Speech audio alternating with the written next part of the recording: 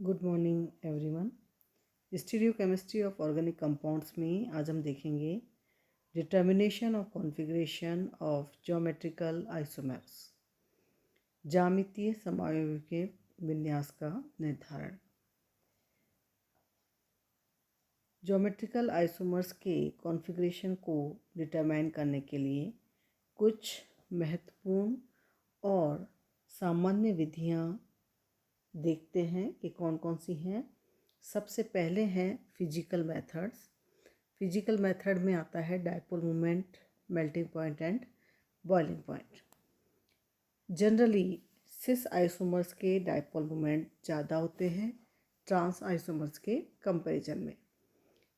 For example, अगर cis 2 butene का plus I effect देखें तो दोनों का प्लस आई इफेक्ट जो होता है वो जुड़ जाता है और रिजल्टिंग डायपोल मोमेंट जो है वो ज़्यादा होता है ट्रांस 2 ब्यूटीन का से, क्योंकि ट्रांस 2 ब्यूटीन में जो CH3 ग्रुप है उनका इंडक्टिव इफेक्ट अपोजिट डायरेक्शन में होता है, जिससे कि कैंसिल हो जाता है।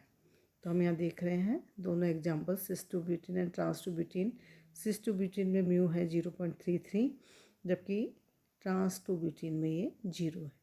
ऐसे ही सिस 2 ब्यूटीन में मेल्टिंग पॉइंट है कम होता है -139 डिग्री सेंटीग्रेड, और ट्रांस 2 ब्यूटीन का मेल्टिंग पॉइंट जो है सिस के कंपैरिजन में ज़्यादा है, और बॉइलिंग पॉइंट जो है वो सिस 2 ब्यूटीन का ज़्यादा है और ट्रांस का कम होता है।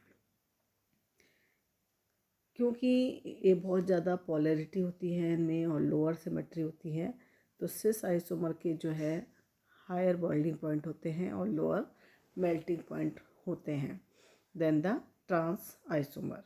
तो कुछ एग्जांपल्स और हम देखते हैं, जैसे कि ये सिस आइसोमर है। सिस आइसोमर का dipole moment dichloro ethene. Cis isomer का डायपोल मोमेंट जो है 1.85 डिबाई है, जबकि ट्रांस का 0 डिबाई है। ऐसे ही मेल्टिंग पॉइंट जो सिस आइसोमर का है वो -80 डिग्री सेंटीग्रेड है और ट्रांस का -50 डिग्री सेंटीग्रेड है। बॉइलिंग पॉइंट सिस आइसोमर का ज़्यादा है और ट्रांस का कम होता है। इसी तरह से दूसरा कंपाउंड लिया हमने डाइब्रोमो एथीन। इसमें जो म्यू है यहाँ पर डायपोल मोमेंट सिस आइसोमर का है 1.35 डिबाई, जबकि ट्रांस का 0 है। मेल्टिंग पॉइंट इसका बहुत कम है -53 डिग्री, ट्रांस का -6 डिग्री है, इसके कंपेरिजन में ज़्यादा है, और बॉइलिंग पॉइंट सिस आइसोमर का ज़्यादा होता है। और अगर हम बात करें malic acid and fumaric acid की, तो मैलिक एसिड का बॉइलिंग पॉइंट जो है 130 डिग्री सेंटीग्रेड है और फ्यूमेरिक एसिड का बॉइलिंग पॉइंट जो है वो 302 डिग्री सेंटीग्रेड है। लेकिन अगर यहाँ पर जो ग्रुप जुड़े हुए हैं इफेक्ट जो है वो अपोजिट हो, मतलब डिफरेंट हो एक दूसरे से, एक का प्लस आई हो दूसरा का माइनस आई हो, तो जो ट्रांस आइसोमर है उसका डायपोल मोमेंट जो है वो ज़्यादा होता है।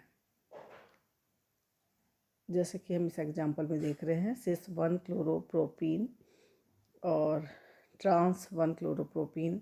यहाँ पर CH3 और Cl ग्रुप है जिनके इंडक्टिव इफेक्ट जो है वो अपोजिट डायरेक्शन में होते हैं, तो ट्रांस आइसोमर का जो इंडक्टिव इफेक्ट है वो जुड़ जाएगा, जिससे कि हो जाता है 1.97 डिबाई, जबकि सिस का जो है वो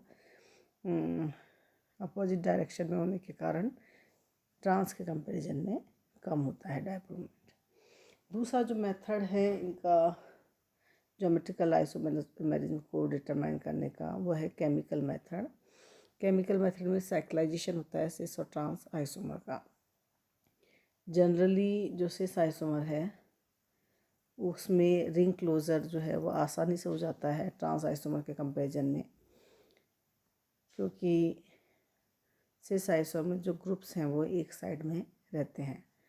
तो मैलिक एसिड को जब गर्म किया जाता है 150 डिग्री सेंटीग्रेड पर, तो ये आसानी से वाटर मॉलिक्यूल निकाल देता है और मैलिक एनहाइड्राइड का फॉर्मेशन करता है, जबकि फ्यूमेरिक एसिड जो है वो टेम्परेचर से अप्रभावित रहता है।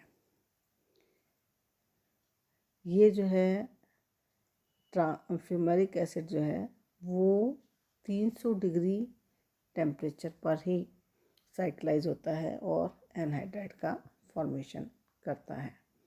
क्योंकि हम यहाँ स्ट्रक्चर हम देखते हैं, ये मैलिक एसिड जिसमें कि दोनों COH ग्रुप जो है वो एक ही साइड है, तो वाटर मॉलिक्यूल का ये लॉस कर देते हैं 150 डिग्री पर, मैलिक एनहाइड्राइड बनाते हैं। और फ्यूमेरिक एसिड जो है वो इसमें दोनों OH ग्रुप जो है अपोजिट डायरेक्शन में है, तो 300 डिग्री पर ये वाटर मॉलिक्यूल का लॉस करके मैलिक एनहाइड्राइड का फॉर्मेशन करता है।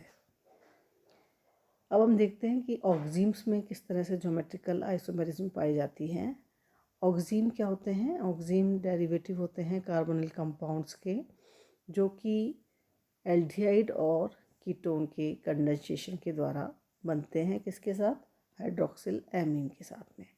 ये हमने रिएक्शन देखी थी पहले, एल्डिहाइड्स जो कीटोन्स हैं हाइड्रोक्सिल NH2OH के साथ रिएक्शन करके और वाटर मॉलिक्यूल का लॉस होता है और क्या बनता है? हाइड्रोक्सिल एमीन बन जाता है। क्योंकि ऑक्सीम्स जो हैं वो कंपाउंड हैं ऐसे जिसमें कि C+N है, जिसमें कि दोनों कार्बन और नाइट्रोजन जो है वो sp2 हाइब्रिडाइज होते हैं। तो तीसरा sp2 ऑर्बिटल जो है वो नाइट्रोजन का लोन पेयर उसमें रहता है। तो एल्कीन्स के कंपैरिजन में जहाँ पर कि C+C हैं, ऑक्सीम जो हैं वो कोप्लेनर होते हैं और C+N बॉन्ड के चारों ओर यहाँ पर रेस्ट्रिक्टेड रोटेशन रहता है। तो इस कारण से जो ऑक्सीम हैं वो भी ज्योमेट्रिकल आइसोमेरिज्म शो करते हैं। इस तरीके से इसमें OH ग्रुप नीचे है और यहाँ पर OH ग्रुप जो है वो ऊपर है, या ये कह सकते हैं OH ग्रुप जो है वो R2 की साइड है और दूसरे में OH ग्रुप जो है वो R1 की साइड में है। तो इनका जो नोमेनक्लेचर करते हैं आइसोमर्स का, ज्योमेट्रिकल आइसोमर्स का ऑक्सीम के, वो करते हैं हम सिन और एंटी लगा करके, सिस ट्रांस नहीं लगाते या EZ नहीं लगाते एल्कीन की तरह। यहाँ पर नोमेनक्लेचर होता है सिन एंड एंटी। तो आइसोमर जिसमें कि OH ग्रुप जो है नाइट्रोजन का, जो OH ग्रुप नाइट्रोजन पे जो OH ग्रुप है और OH group on nitrogen and hydrogen or first named of the two groups on the carbon appears on same side, उसको हम कहते हैं सिन। और जब ये अपोजिट साइड में होता है तो इसको हम क्या कहते हैं? एंटी कहते हैं। जैसे कि इस वाले कंपाउंड में देख लें, अगर OH ग्रुप जो है वो कार्बन के हाइड्रोजन की साइड में है जैसे कि इन एल्डोक्सिम, तो दिस इज सिन। और अगर H और OH अपोजिट डायरेक्शन में देन इट इज़ एंटी। इसी तरह से एक और एग्जांपल लेते हैं हम, बेंजल्डोक्सिम। बेंजल्डोक्सिम में क्या होता है? ये जो आइसोमर है जिसमें कि H और OH सेम साइड है, दिस इज सिन, और H और OH जो है वो अपोजिट साइड में है, वो एंटी आइसोमर कहलाता है। इसी तरह से एसिटोफिनॉन ऑक्सीम की बात करें हम, एसिटोफिनॉन ऑक्सीम में यहाँ पर हाइड्रोजन नहीं है, तो जो स्मॉल ग्रुप है उसकी साइड में अगर OH ग्रुप है देन इट इज सिन, और उसके अपोजिट साइड में है तो ये एंटी ग्रुप कहलाता है। जैसा कि हम जानते हैं कि ज्योमेट्रिकल आइसोमेरिज्म एग्जिबिट करने के लिए जो सबसे इम्पॉर्टेंट कंडीशन है वो क्या है कि यहाँ पर किसी भी बॉन्ड का रेस्ट्रिक्टेड रोटेशन होना चाहिए।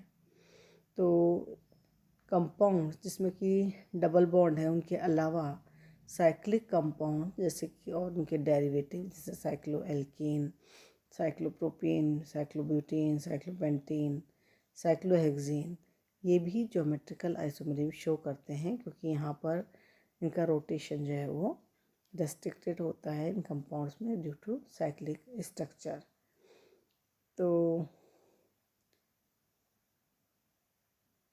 इनमें क्या होता है कि रिंग में जो एटम्स हैं वो फ्री नहीं होते हैं कि सिग्मा बॉन्ड के चारों तरफ वो जो है मूव कर सके।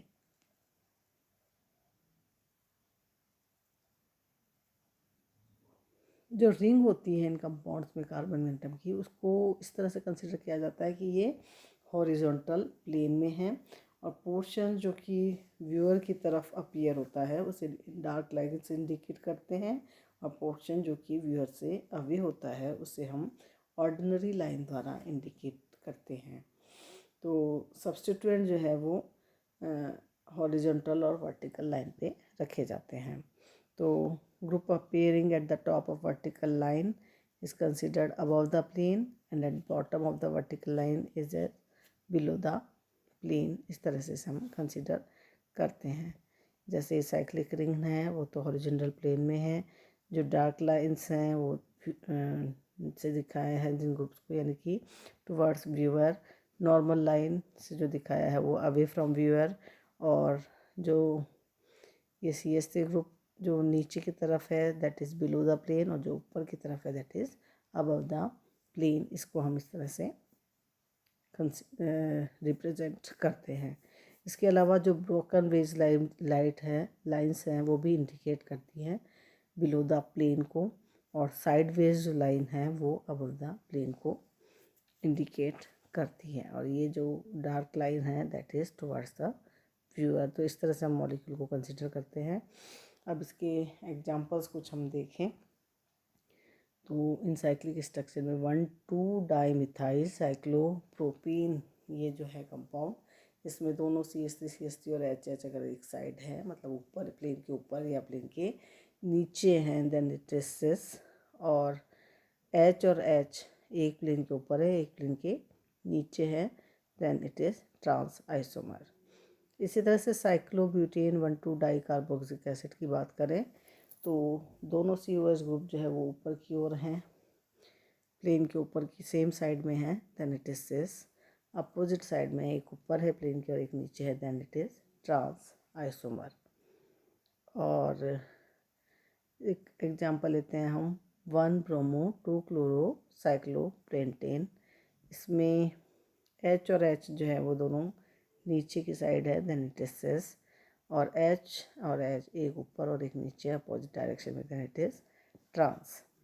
इसी तरह से 1,2-डाइमिथाइल साइक्लोहेक्सेन, इस कंपाउंड में हम देखें, इस कंपाउंड में दोनों CH3 ऊपर की तरफ हैं प्लेन के, दोनों HH जो है वो नीचे की तरफ है, then it is cis isomer. और एक H ऊपर और एक H नीचे है, then it is trans isomer. तो ये हमने देखा डिफरेंट मेथड्स किसी भी ज्योमेट्रिकल आइसोमर्स के कॉन्फ़िगरेशन के डिटर्मिनेशन के, साथ ही जो C डबल बॉन्ड कंपाउंड के अतिरिक्त और किन किन कंपाउंड में ज्योमेट्रिकल आइसोमरिज्म पाई जाती है। ऑक्सीन्स में हमने ज्योमेट्रिकल आइसोमरिज्म देखी और साइक्लिक कंपाउंड्स में ज्योमेट्रिकल आइसोमरिज्म देखी। तो ये आप डिफरेंट मेथड्स इसके देखिए और इनमें किस तरह से हम पता लगाते हैं कि कौन सा आइसोमर सिस है और कौन सा ट्रांस है। तो ये आपके ज्योमेट्रिकल आइसोमरिज्म ख़त्म होता है। इसके बाद हम लेंगे conformational isomerism, that is conformational या संरूपीय समवेता डिस्कस करेंगे। अब तक हमने ऑप्टिकल आइसोमरिज्म और ज्योमेट्रिकल आइसोमरिज्म जो है कंप्लीट किया है। साथ ही इनके हमने कंडीशंस कौन कौन सी है दोनों तरह की आइसोमरिज्म की, किन कंपाउंड्स में पाए जाते हैं, ऑप्टिकल आइसोमरिज्म के लिए क्या कंडीशन है, ज्योमेट्रिकल आइसोमरिज्म के लिए क्या कंडीशन है, एग्जांपल्स इनके देखें और इनका नॉमेनक्लेचर जो है वो हमने डिस्कस किया। ऑप्टिकल आइसोमरिज्म में RS नॉमेनक्लेचर देखा, ज्योमेट्रिकल आइसोमरिज्म में EZ नॉमेनक्लेचर हमने देखा, साथ ही सिस एंड ट्रांस और सिन एंड एंटी नॉमेनक्लेचर भी हमने इनका डिस्कस किया, उसके एग्जांपल्स देखे हैं। ये आपको एग्जाम में पूछे जाते हैं। EZ आइसोमर्स का नॉमेनक्लेचर पूछा जाता है, RS नॉमेनक्लेचर पूछा जाता है, और इसके अलावा इसमें कौन कौन सी कंडीशंस हैं जिसके द्वारा उन कंपाउंड में ऑप्टिकल एंड ज्योमेट्रिकल आइसोमरिज्म हो सकती हैं, ये पढ़ना, ये देखना आवश्यक है। और साथ ही साइक्लिक कंपाउंड में हम किस तरह से डिटरमाइन करते हैं कि कौन सा आइसोमर सिस है और कौन सा आइसोमर जो है वो ट्रांस होगा, और इनके डिटर्मिनेशन की डिफरेंट मेथड्स हमने देखे कि फिजिकल मेथड कौन से हैं, केमिकल मेथड्स कौन से हैं, ये हमने डिस्कस किया। अब आपके एक लास्ट टॉपिक इसमें स्टीरियो आइसोमेरिज्म बचता है, दैट इज़ कन्फर्मेशनल आइसोमेरिज्म। वो भी बहुत इंपॉर्टेंट है। नेक्स्ट टर्न पे हम उसको डिस्कस